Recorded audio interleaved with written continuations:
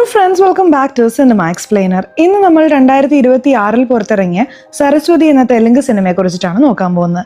സിനിമയിലേക്ക് കിടക്കുന്നതിന് മുമ്പ് ചാനൽ ഇതുവരെ സബ്സ്ക്രൈബ് ചെയ്യാതെയാണ് നിങ്ങൾ വീഡിയോ കാണുന്നതെങ്കിൽ ചാനൽ ഒന്ന് സബ്സ്ക്രൈബ് ചെയ്ത് തൊട്ടടുത്തുള്ള ബെല്ലൈക്കൺ ഒന്ന് അമർത്തിയാൽ ഞങ്ങൾ അപ്ലോഡ് ചെയ്യുന്ന പുതിയ വീഡിയോസ് നിങ്ങൾക്കരിയിലേക്ക് ഉടനെ തന്നെ എത്തുന്നതായിരിക്കും. സോ നമുക്ക് ഒട്ടും സമയം കളയാതെ തന്നെ സിനിമയിലേക്ക് കടക്കാം. സിനിമയുടെ തുടക്കത്തിൽ തന്നെ നമ്മുടെ നായികയാണ് കാണിക്കുന്നത്. അവരുടെ പേര് ലക്ഷ്മി എന്നാണ്. അവർക്ക് വളരെ സ്നേഹമുള്ളൊരു മകളുണ്ട്. അവളുടെ പേര് സരസ്വതി. നമ്മുടെ നായികയ്ക്ക് ഭർത്താവില്ല. ഭർത്താവുമായി പിരിഞ്ഞാണ് താമസിക്കുന്നത്. തന്റെ മകളാണ് ലോകം എന്ന മട്ടിലാണ് അവർ ജീവിക്കുന്നത്. ഇന്ന് മകളുടെ ജന്മദിനമാണ്. ആ ജന്മദിനത്തിൽ മകൾക്ക് കേക്ക് ഒക്കെ മുറിച്ച് അവളോടൊപ്പം വളരെ സന്തോഷത്തോടെ കളിച്ചുകൊണ്ടിരിക്കുകയാണ്.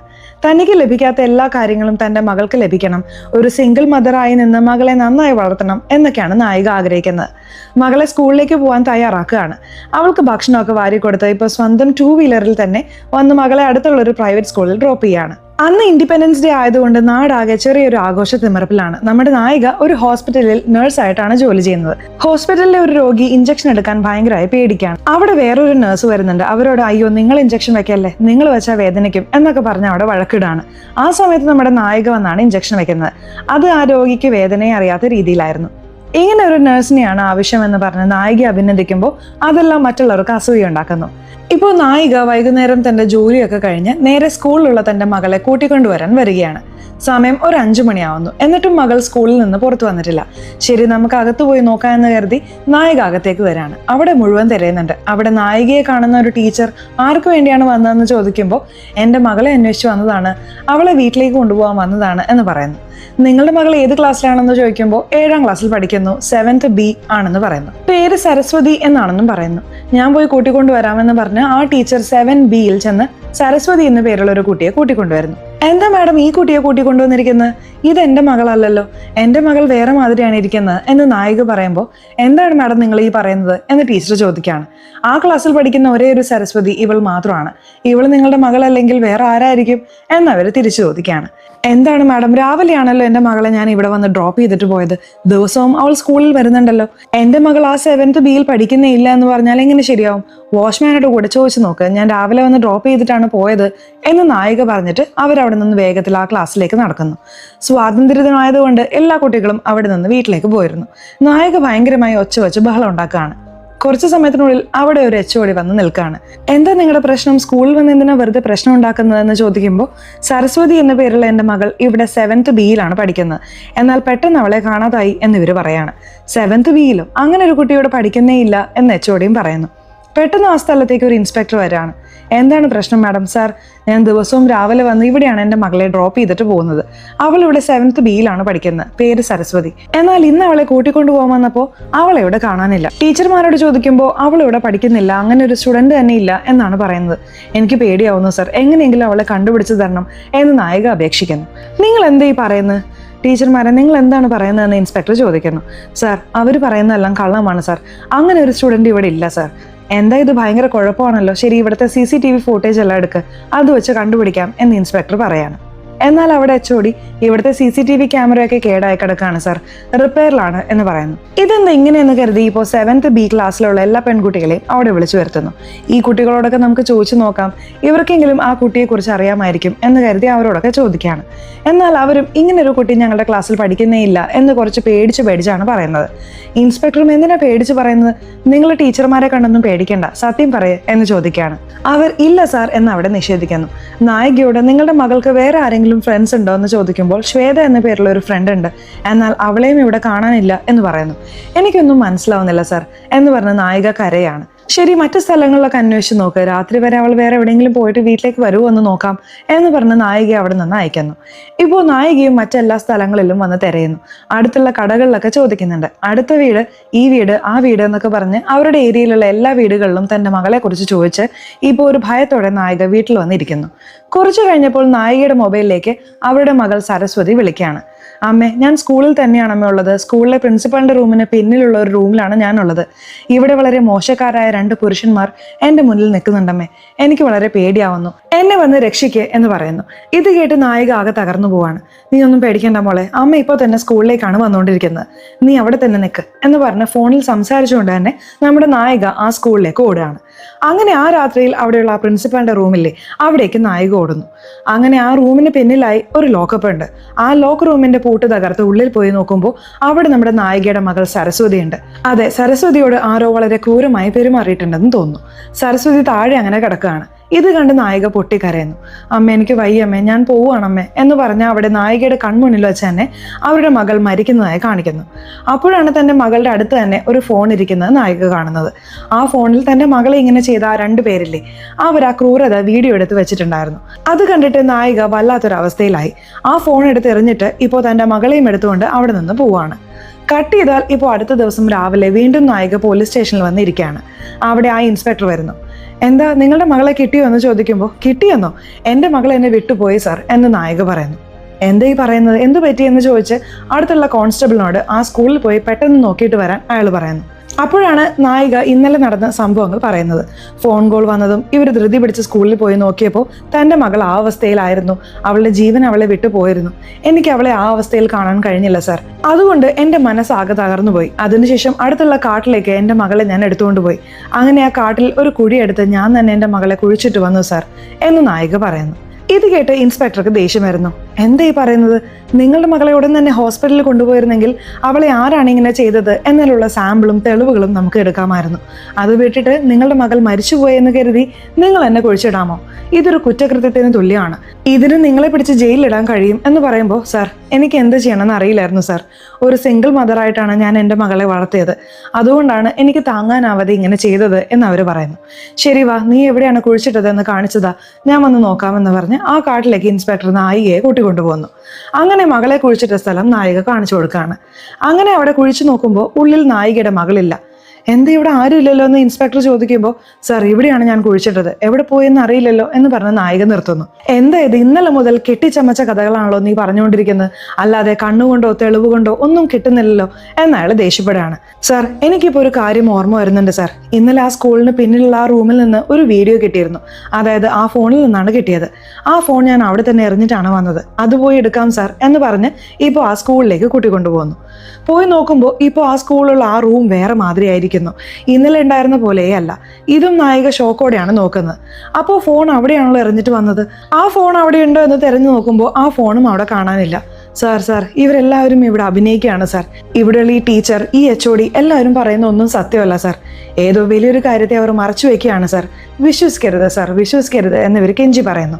ഇൻസ്പെക്ടറും, സോറി അമ്മ, എൻ്റെ കയ്യിൽ ഒരു തെളിവില്ലാതെ എനിക്കൊന്നും ചെയ്യാൻ കഴിയില്ല എന്ന് പറഞ്ഞ് അയാളും അവിടെ നിന്ന് പോവുകയാണ്. ഇനി ഇതിനൊരേ ഒരു വഴി കോടതിയിൽ പോവുക എന്നത് മാത്രമാണെന്ന് നായിക തീരുമാനിക്കുന്നു. അങ്ങനെ നിരവധി വക്കീലന്മാരെ പോയി കാണാണ്, തൻ്റെ അവസ്ഥയെക്കുറിച്ച് പറയുന്നു. എന്നാൽ ആരും ഈ കേസ് ഏറ്റെടുക്കാൻ തയ്യാറാവുന്നില്ല. ഇതിൽ തെളിവുകളൊന്നുമില്ല, നീ ഇതെല്ലാം നിന്റെ ഭാവനയിൽ പറയുന്നതെന്ന് പറഞ്ഞ് എല്ലാ വക്കീലന്മാരും അവളെ ഒഴിവാക്കുന്നു. അങ്ങനെ ഈ കഥ ഒരു 7 മാസത്തിന് ശേഷം കാണിക്കുകയാണ്. അവിടെ രാമാനുജം എന്ന പേരുള്ള വളരെ മികച്ച ഒരു വക്കീലുണ്ട്. സത്യത്തിൽ അദ്ദേഹം പണം വാങ്ങാതെ തന്നെ ഒരുപാട് പേർക്ക് നീതി വാങ്ങിക്കൊടുത്തിട്ടുള്ള ആളാണ്. സത്യം മാത്രമേ സംസാരിക്കൂ. ഇപ്പോൾ ആ വക്കീലിന് ഒരു അസിസ്റ്റന്റ് ഉള്ളതായി കാണിക്കുന്നു. ആ അസിസ്റ്റന്റിന്റെ അടുത്താണ് നായിക സഹായം ചോദിച്ചു വരുന്നത്. നായികയെ കണ്ട് സഹതാപം തോന്നി അയാളും രാമാനുജത്തിന്റെ അടുത്ത് വന്ന്, സാർ നിങ്ങളെ കാണാൻ അപ്പോയിൻമെന്റ് ഇല്ലാതെ ഒരു പെൺകുട്ടി വന്നിട്ടുണ്ട്. അവളുടെ കഥ വളരെ സങ്കടകരമാണ്. ഒരു തവണ ആ കേസ് ഒന്ന് കേട്ടു നോക്കൂ എന്ന് പറയാണ്. ഇപ്പോൾ രാമാനുജവും നായികയെ വിളിച്ച് എന്താണ് പ്രശ്നം എന്ന് ചോദിക്കുന്നു. അപ്പോഴാണ് നായിക തനിക്ക് സംഭവിച്ച സത്യങ്ങളെല്ലാം പറയുന്നത്. 7 മാസമായി ഞാൻ പോരാടുകയാണ്. എനിക്ക് ഈ കേസ് കോടതിയിൽ എത്തിക്കാൻ കഴിഞ്ഞില്ല. നിങ്ങളാണ് എനിക്ക് നീതി വാങ്ങിച്ച് തരേണ്ടത്. എൻ്റെ മകളെ ആരാണ് ഇങ്ങനെ ചെയ്തതെന്ന് കണ്ടുപിടിച്ച് അവരെ ശിക്ഷിക്കണം എന്ന് പറയുന്നു. ഇപ്പോൾ രാമാനുജത്തിനും ഈ കേസ് എടുക്കണോ വേണ്ടയോ എന്ന് മനസ്സിലാവുന്നില്ല. ഇതെടുത്താൽ ഉറപ്പായും തോറ്റുപോയിരിക്കും എന്നതാണ് അദ്ദേഹം വിചാരിക്കുന്നത്. ശരി, ഓക്കെ സാർ, നിങ്ങൾ ഈ കേസ് എടുക്കണ്ട എന്ന് പറഞ്ഞ് നമ്മുടെ നായിക അവിടെ നിന്ന് പോകാൻ തുടങ്ങുമ്പോൾ രാമാനുജം നായികയെ തിരികെ വിളിക്കുന്നു. ഏതൊരമ്മയും തൻ്റെ മകൾക്ക് ഇങ്ങനെ സംഭവിച്ചെന്ന് കള്ളം പറയില്ല. അത് വെച്ച് ഞാൻ നിന്നെ വിശ്വസിക്കുകയാണ്. ഞാൻ ഈ കേസ് ഏറ്റെടുക്കാം. എന്തായാലും നമുക്ക് നേരിടാം എന്ന് അദ്ദേഹം പറയാണ്. അങ്ങനെ അവർ കേസ് ഫയൽ ചെയ്യുന്നു. ആദ്യം ആ സ്കൂൾ മാനേജ്മെന്റിനെതിരെയാണ് കേസ് ഫയൽ ചെയ്തത്. രണ്ടാമതായി ഈ കേസിൽ ഇതുവരെ ഒരു FIR പോലും ഫയൽ ചെയ്യാതെ മിസ്സിംഗ് കേസായി പോലും അന്വേഷിക്കാതെ ആ ഇൻസ്പെക്ടറെയും കോടതിയിലേക്ക് വലിച്ചിഴയ്ക്കുന്നു. ആദ്യം സ്കൂൾ മാനേജ്മെന്റിലെ HODയോടും അവിടെയുള്ള ടീച്ചർമാരോടും വക്കീൽ അന്വേഷിക്കുമ്പോൾ അവരും സത്യമാണ് സാർ പറയുന്നത്. വേണമെങ്കിൽ ഞങ്ങൾ അറ്റൻഡൻസ് ബുക്ക് കാണിക്കാം. സരസ്വതി എന്ന പേരിൽ, അതും ഇവരുടെ മകളായിട്ട് ആരും ഇവിടെ പഠിക്കുന്നില്ല. ഈ പെൺകുട്ടി വെറുതെ പറയുന്നതാണ് എന്നവർ കോടതിയിൽ പറയാണ്. ശരി, ഈ സംഭവം നടക്കുന്ന സമയത്ത് പ്രിൻസിപ്പൽ എവിടെയായിരുന്നു എന്ന് വക്കീല് ചോദിക്കുകയാണ്. പ്രിൻസിപ്പൽ നാട്ടിലായിരുന്നു എന്ന് പറയുമ്പോൾ, അതെങ്ങനെയാണ്, ഇങ്ങനൊരു സംഭവം നടക്കുമ്പോൾ അദ്ദേഹം എങ്ങനെ നാട്ടിലായിരിക്കും? അദ്ദേഹത്തെ ഇപ്പൊ തന്നെ കോടതിയിലേക്ക് വിളിക്കുക എന്ന് പറഞ്ഞ് രണ്ടാമത്തെ ഹിയറിംഗിൽ അദ്ദേഹത്തെ കോടതിയിൽ കൊണ്ടുവന്ന് ചോദ്യം ചെയ്യുന്നു. അങ്ങനെ അദ്ദേഹത്തോട് ചോദ്യം ചെയ്യുമ്പോൾ ആ ഇൻസ്പെക്ടറില്ലേ, അയാളും ഈ പ്രിൻസിപ്പാളും 30 വർഷത്തെ സുഹൃത്തുക്കളാണെന്ന് മനസ്സിലാവുന്നു. ഇത് വെച്ച് നോക്കുമ്പോൾ ഇവർ രണ്ടുപേരും കൂട്ടുകാരായതുകൊണ്ട് ഈ പ്രിൻസിപ്പൽ സ്കൂളിൽ വെച്ച് ആ പെൺകുട്ടിയോട് ഇങ്ങനെ ക്രൂരത ചെയ്തിട്ടുണ്ട്. അത് മറച്ചുവെക്കാൻ ഇൻസ്പെക്ടർക്ക് പണം നൽകി കേസ് ഇല്ലാതാക്കി. ഇതാണ് സത്യം എന്നിപ്പോ വക്കീൽ വാദിക്കുമ്പോൾ പ്രിൻസിപ്പാളിന്റെ മുഖഭാവം മാറുന്നു. ഇതെല്ലാം അവിടെ ഇരുന്ന് നായികയും കണ്ടുകൊണ്ടിരിക്കുകയാണ്. അപ്പോഴാണ് നായികയ്ക്ക് ഒരു കാര്യം പറയണമെന്ന് തോന്നി അവർ വല്ലാതെ ആവുന്നത്. അവിടെ വക്കീലിനെ വിളിച്ചിട്ട്, രാമാനുജൻ സാർ, സത്യത്തിൽ ഈ സ്കൂളിന്റെ പ്രിൻസിപ്പൽ ഇയാളല്ല, ഞാൻ കണ്ടത് വേറൊരാളെയാണ് എന്നവിടെ നായിക പറയാണ്. എന്താ നീ പറയുന്നത്? കഴിഞ്ഞ 10 വർഷമായി ഇയാൾ തന്നെയാണ് ഇവിടെ പ്രിൻസിപ്പൽ, ഇയാളല്ലേ? നന്നായി നോക്കി പറയുക എന്ന് ചോദിക്കുമ്പോൾ അല്ല, ഇയാളല്ല എന്ന് ജഡ്ജിയുടെ മുന്നിലും അവർ പറയുന്നു. ഇപ്പോൾ എതിർഭാഗം വക്കീൽ എഴുന്നേറ്റെന്ന്, കണ്ടില്ലേ, എല്ലാം ഈ പെൺകുട്ടി ഊഹിച്ച് തെറ്റായിട്ടാണ് പറയുന്നത്. ഇതും വെച്ച് ഈ സ്കൂൾ മാനേജ്മെന്റിന് മേൽ നിങ്ങൾക്ക് എങ്ങനെ കുറ്റം ചുമത്താനാകും എന്ന് ചോദിക്കുകയാണ്. തുടർന്ന് ജഡ്ജി ഈ കേസ് തള്ളിക്കളയുന്നു. ഇത് കാരണം നമ്മുടെ രാമാനുജത്തിന് ഭയങ്കരമായിട്ട് ദേഷ്യം വരികയാണ്. ഇപ്പോൾ നായികയെ വിളിച്ചിട്ട്, ഇതെല്ലാം നേരത്തെ നീ എന്നോട് പറയേണ്ടിയിരുന്നല്ലേ? കോടതിയിൽ വന്നിട്ടാണ് ഇതെല്ലാം പറയുന്നത്. അയാൾ പ്രിൻസിപ്പൽ അല്ലായിരുന്നെങ്കിൽ വേറെ ആരായിരുന്നു? 10 വർഷമായി അയാൾ തന്നെയാണെന്നാണ് പറയുന്നത്. അപ്പോൾ അതെന്താ കള്ളമാണോ? ശരി, ഇതുവരെ ഈ സ്കൂളിൽ പ്രിൻസിപ്പൽ ആയിരുന്നവരുടെ ഫോട്ടോകളൊക്കെ ഇതിലുണ്ട്, ഇത് നോക്കി ഇതിൽ ആരാണെന്ന് പറയും എന്ന് പറഞ്ഞ് ആ ആൽബം അവർക്ക് നൽകുന്നു. അപ്പോൾ നായിക ആദ്യം ഒരാളെ ചൂണ്ടിക്കാണിക്കുന്നു, കുറച്ചു കഴിഞ്ഞപ്പോൾ വേറൊരാളെയും ചൂണ്ടിക്കാണിക്കുന്നു. ഇതെല്ലാം വെച്ച് നോക്കുമ്പോൾ ഈ പെൺകുട്ടിക്ക് ചെറിയ മെന്റൽ പ്രോബ്ലം ഉണ്ടെന്ന് തോന്നുന്നു. ഇവർ പറയുന്നത് വിശ്വസിച്ചിട്ടാണ് ഞാൻ കേസ് കൊടുക്കാൻ പോയത്. ഇതിനു മുകളിൽ ഈ കേസ് ഞാൻ കൈകാര്യം ചെയ്യുന്നില്ല എന്ന് പറഞ്ഞ് രാമാനുജവും ആ കേസ് അവിടെ ഉപേക്ഷിച്ച് അവിടെ നിന്ന് പോവാണ്. നായികയ്ക്കും അവിടെ എന്ത് ചെയ്യണമെന്ന് മനസ്സിലാവുന്നില്ല. തൻ്റെ മകളെ ഇങ്ങനെ ചെയ്തവനെ എങ്ങനെ ശിക്ഷിക്കുമെന്നും അവർക്ക് മനസ്സിലാവുന്നില്ല. അപ്പോഴാണ് അവരവിടെ ഒരു തീരുമാനം എടുക്കുന്നത്. കുറച്ച് സമയത്തിനുള്ളിൽ ഒരു കളക്ടർ ഓഫീസിലേക്ക് നായിക വരികയാണ്. ഇപ്പോൾ നായിക അവിടെ വന്ന സമയത്ത് ആ കളക്ടർ ഓഫീസിൽ വലിയ പോലീസ് സുരക്ഷ വരികയാണ്. എന്താണെന്ന് നോക്കുമ്പോൾ ഏതോ ഒരു അജ്ഞാതൻ വന്ന് ആ കളക്ടറെ കൊലപ്പെടുത്തി എന്നാണ് അറിയാൻ കഴിയുന്നത്. അപ്പോൾ അവിടെയുള്ള ഇൻസ്പെക്ടറുടെ മുന്നിൽ നായിക വന്ന് നിൽക്കുകയാണ്. ആ കളക്ടറെ കൊന്നത് ഞാൻ തന്നെയാണ് എന്ന് പറഞ്ഞ് അവരവിടെ കീഴടങ്ങുന്നു. എന്തിനാണ് ഇങ്ങനെ ചെയ്തതെന്ന് ചോദിക്കുമ്പോൾ ഈ കളക്ടറെ മാത്രമല്ല ഞാൻ കൊന്നത്, ഇതിനു മുമ്പ് ഒരു ജഡ്ജിയെയും ഒരു പോലീസ് ഓഫീസറെയും ഉൾപ്പെടെ 3 പേരെ ഞാൻ കൊന്നിട്ടുണ്ടെന്ന് പറഞ്ഞ് നായിക കീഴടങ്ങുകയും വീണ്ടും ഈ കേസ് കോടതിയിൽ വരികയും ചെയ്യാണ്. ജഡ്ജി നായികയെ കൂട്ടിക്കയറ്റി എന്തിനാണ് ഇങ്ങനെ ചെയ്തതെന്ന് ചോദിക്കുമ്പോൾ ഈ 3 പേരാണ് സാർ എൻ്റെ മകളെ നശിപ്പിച്ചത്, അത് ഞാൻ ആ വീഡിയോയിലും കണ്ടിരുന്നു, അതുകൊണ്ടാണ് ഈ 3 പേരെയും ഞാൻ എൻ്റെ കൈകൊണ്ട് തന്നെ ഇല്ലാതാക്കി പ്രതികാരം ചെയ്തത് എന്നവർ പറയാണ്. എന്താ ഇത്? ആദ്യം പ്രിൻസിപ്പൽ ആണെന്ന് പറഞ്ഞു, അതിനുശേഷം ഒരു ബന്ധവുമില്ലാത്ത കളക്ടറും പോലീസ് ഓഫീസറും ജഡ്ജിയുമാണ് ഇങ്ങനെ ചെയ്തതെന്ന് പറയുന്നു. ഇതിനു മുകളിലും നിന്നെ പുറത്തു നടക്കാൻ അനുവദിക്കില്ല എന്ന് പറഞ്ഞ് നായികയെ ഒരു 10 ദിവസത്തേക്ക് പോലീസ് കസ്റ്റഡിയിൽ വിടുന്നു. ഈ 10 ദിവസത്തിനുള്ളിൽ അവരോട് ചോദിച്ച് സത്യം മനസ്സിലാക്കാനും പറയുന്നു. ഇതെല്ലാം വക്കീൽ രാമാനുജവും കാണുന്നുണ്ട്. എന്തിനാണ് ആ പെൺകുട്ടി ഇങ്ങനെ ചെയ്തതെന്ന് അദ്ദേഹത്തിനൊന്നും മനസ്സിലാവുന്നില്ല.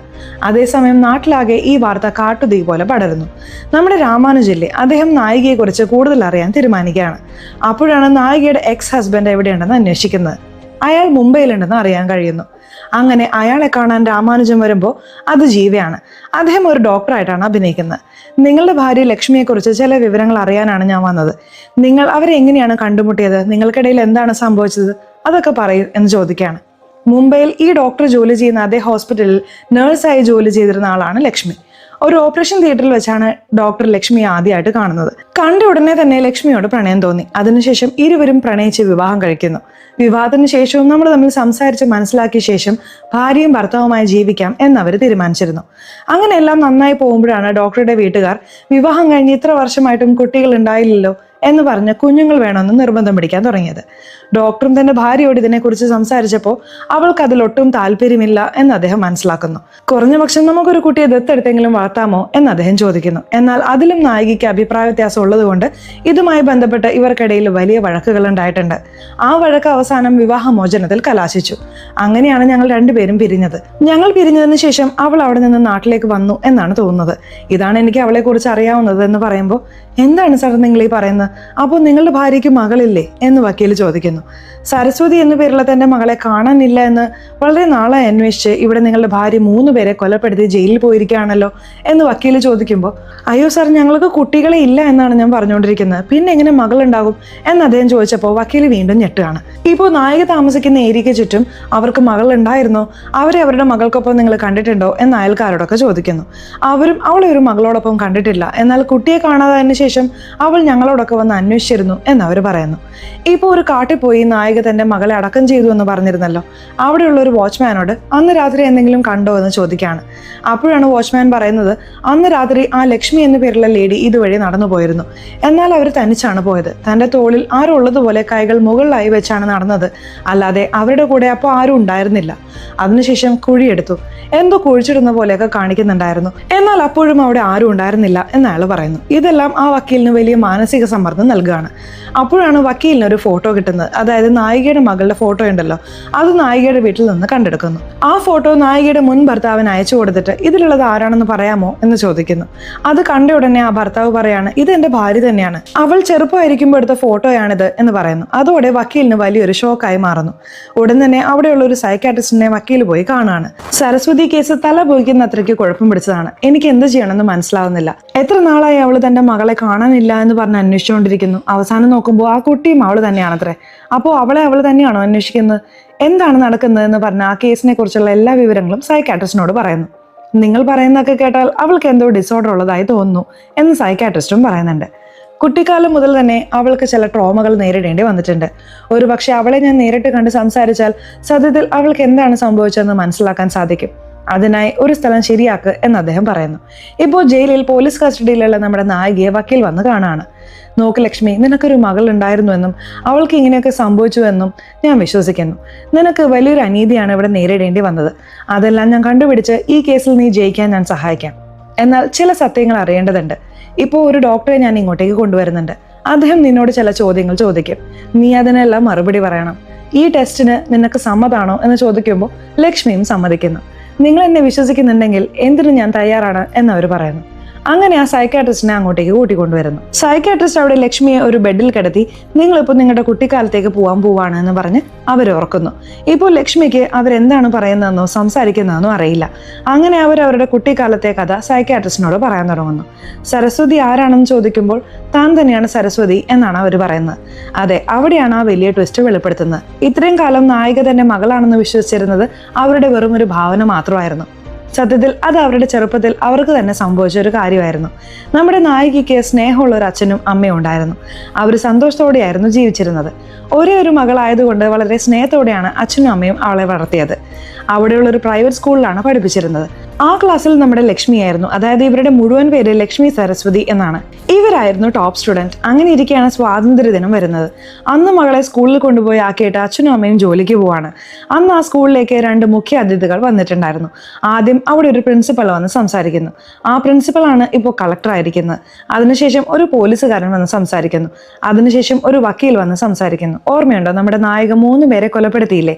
ആ 3 പേരും ഇവർ തന്നെയാണ്. ആ സ്വാതന്ത്ര്യ ദിനത്തിലാണ് നമ്മുടെ നായികയുടെ ജന്മദിനവും. അവൾ എല്ലാവർക്കും ചോക്ലേറ്റ് നൽകിയിട്ട് സ്റ്റാഫ് റൂമിലുള്ള പ്രിൻസിപ്പാളിനും കൊടുക്കാമെന്ന് കരുതി വരികയാണ്. എന്നാൽ അവിടെ പ്രിൻസിപ്പാൾ മുഖ്യാതിഥികളായി വന്നവരോടൊപ്പം ഇരുന്ന് മദ്യപിക്കുകയായിരുന്നു. സ്റ്റാഫ് റൂമിലേക്ക് വരുന്ന നായികയെ അയാൾ കാണുന്നുണ്ട്. നായികയെ കണ്ടതും ആ 3 പേർക്കും മോശമായ ചിന്തയുണ്ടാവുന്നു. അങ്ങനെ അവിടെയുള്ള വാതിലടച്ച് ആ സ്ഥലത്ത് വെച്ചിട്ടാണ് ആ വലിയ ക്രൂരത നമ്മുടെ നായികയ്ക്ക് സംഭവിക്കുന്നത്. ഇപ്പോൾ വൈകുന്നേരം മകളെ വിളിക്കാൻ സ്കൂളിലേക്ക് വരുന്ന അച്ഛനും അമ്മയും മകളെ കാണാനില്ല എന്ന് പറഞ്ഞ് എല്ലായിടത്തും അന്വേഷിക്കുന്നു.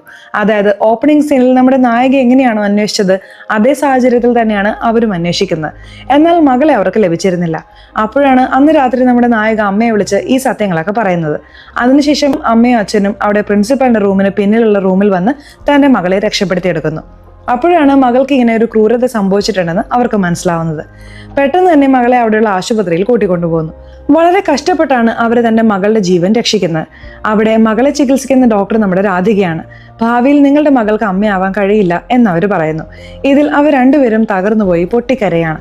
മകള് കുറച്ച് ഭേദമായതിനു ശേഷം ആരാണ് ഇങ്ങനെ ചെയ്തത്, ഇതിനെല്ലാം ആരാണ് കാരണം എന്ന് ചോദിക്കുമ്പോൾ അവൾ സത്യം പറയുന്നുണ്ട്.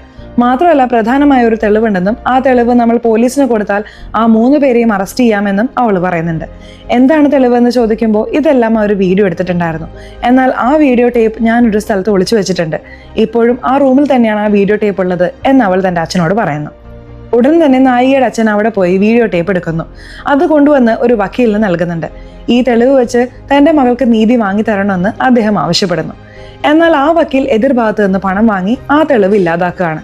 അതിനുശേഷം കോടതിയിൽ വന്നിട്ടും ഈ കേസ് നിലനിൽക്കുന്നില്ല. തോറ്റുപോയി. ഇതിൽ നമ്മുടെ നായികയുടെ കുടുംബം ഒന്നാകെ തകർന്നു പോവാണ്. ഈ 3 പേരോടും എങ്ങനെയെങ്കിലും പ്രതികാരം ചെയ്തേ തീരൂ എന്നവർ തീരുമാനിക്കുന്നു. അതുപോലെ ആ 3 പേർക്കും ഒരു രാഷ്ട്രീയക്കാരന്റെ പിന്തുണയുള്ളതും അവർ ശ്രദ്ധിക്കുന്നുണ്ട്. ആ രാഷ്ട്രീയക്കാരനോട് ഇവർ വഴക്കിടുകയും എല്ലാവരുടെയും മുന്നിൽ വെച്ച് നായികയുടെ അച്ഛനും അമ്മയും അയാളോട് മോശമായി സംസാരിക്കുകയും ചെയ്യുന്നു. ഇതിൽ ആ രാഷ്ട്രീയക്കാരന് വല്ലാതെ ദേഷ്യം വരുന്നുണ്ട്. എന്നെയാണ് അപമാനിക്കുന്നതെന്ന് ചോദിച്ച് നായികയുടെ അച്ഛനെയും അമ്മയും അവളുടെ കൺമുന്നിലിട്ട് അയാൾ കൊലപ്പെടുത്തുന്നു. അതിനുശേഷമാണ് നായികയ്ക്ക് മറ്റാരുമില്ലാതെ അനാഥയായി ആശ്രമത്തിൽ വളർന്ന് ഇപ്പോൾ ഒരു നേഴ്സായി മാറിയത്. ഈ സംഭവത്തിന് ശേഷം അവളുടെ കുട്ടിക്കാലത്ത് എന്താണ് നടന്നതെന്ന് അവൾക്ക് ഓർമ്മയുണ്ടായിരുന്നില്ല. അവൾ അനുഭവിച്ച വേദനകൾ തന്റെ മകളാണ് അനുഭവിക്കുന്നതെന്ന് വിശ്വസിച്ച് തനിക്കൊരു മകളുണ്ടെന്ന് സങ്കല്പിച്ച് ഇത്രയും നാൾ അവൾ ജീവിച്ചു പോന്നു.